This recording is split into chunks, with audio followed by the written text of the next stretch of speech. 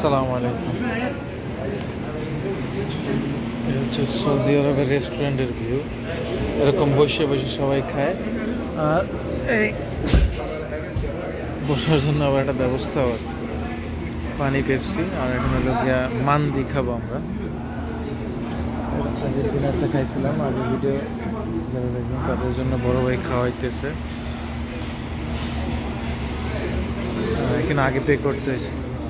দর্শক, এই বড় ভাই আমার আজকে রাত্রে খাবারটা আর কি খাওয়াইতেছে, ট্রিট দিচ্ছে।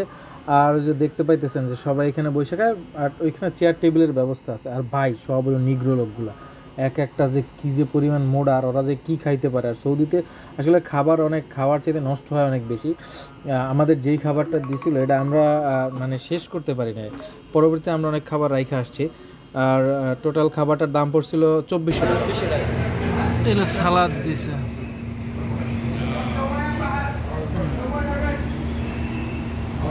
খাবার আসতে আসতে একটা ছেলে চলে। বড় ভাই আমার জন্য খুবই কষ্ট করছে, সে এখানে জব করে, তো সে আমাকে অনেক হেল্প করছে। খাবার এখন পর্যন্ত আসে না।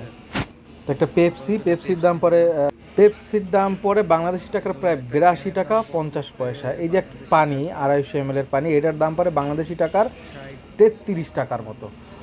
তো মানে যা আমি দেখতেছি, সৌদি আরব আসলে তুলনামূলক বাংলাদেশের তুলনায় লিভিং কস্ট অনেক বেশি। মানে আপনার ইনকাম যেরকম বেশি, খরচাও ওই রকম বেশি। ন্যাচারালি বাংলাদেশ থেকে যারা যায়, তারা পার ডে যারা শ্রমিক, তারা শুনছি যে 100 টাকা মজুরিতে কাজ করে। আর যে ভাইয়ের সাথে এছাড়া মজুরি ছাড়া যারা আছে, ড্রাইভার বা অন্যান্য লেভেলে চাকরি করে, তারা হচ্ছে গিয়া 2000, 2500 বা হাইয়েস্ট হলে 3000 টাকার মতো স্যালারি পায়। তো যদি 2000 টাকা পায়, তাহলে বাংলাদেশি টাকা 66,000 টাকা। আসলে এটাকে ইনকাম যেরকম, খরচ সেরকম, লিভিং কস্ট অনেক বেশি। বিষয় হলে আপনার বেতনও তো বুঝ দিব, আপনার বেতনও তো মাসে 2500। দিস ইজ আওয়ার খাওয়া। ফাইনালি খাবারটা আপনারা দেখতে পাচ্ছেন। আর খাবারটা আসতে আমাদের সময় লাগছিল 8 থেকে 10 মিনিটের মতো। এখানে 2 কালারের রাইস দেখতে পাচ্ছেন, একটা হোয়াইট, একটা হচ্ছে ইয়েলো কালারের, এবং মুরগি যে পোড়া, আসলে মান্দি না, এই খাবারটার নাম মান্দি না।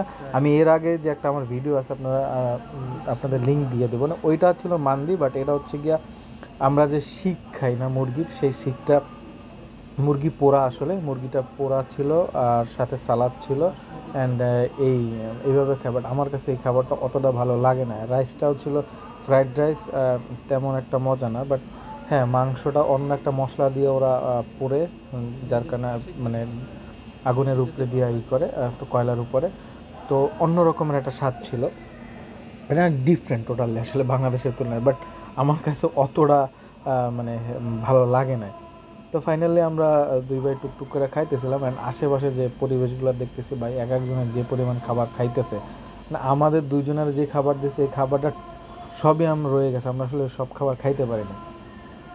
সালাডটা অতটা টেস্টি ছিল না এই খাবারটা। এর আগে যে মান্দি যেটা খাইছি ভাই, ওটা আসলে হিউজ মজা ছিল, আমার কাছে খুব ভালো লাগছিলো। বাট এটা আমার কাছে অতটা ভালো লাগে না, 2 কালার রাইস যদিও, তারপরও। অ্যান্ড বেসিক্যালি এই যে রাইসটা, হলুদ রাইসটা, এটা রং দিয়ে আর কি হলুদ করা হয়েছে। সসটা বানাইছে কি দিয়ে, ধন্যবাদ। আর টক, মাশাআল্লাহ ভালোই, মোটামুটি আগের দিনের থেকে এটা বেস্ট ছিল।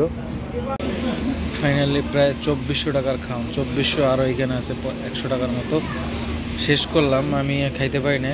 আর সৌদিতে মেইন সমস্যা হচ্ছে এটা যে খাবার আসলে প্লেটে করে দেয়, হিউজ নষ্ট হয়।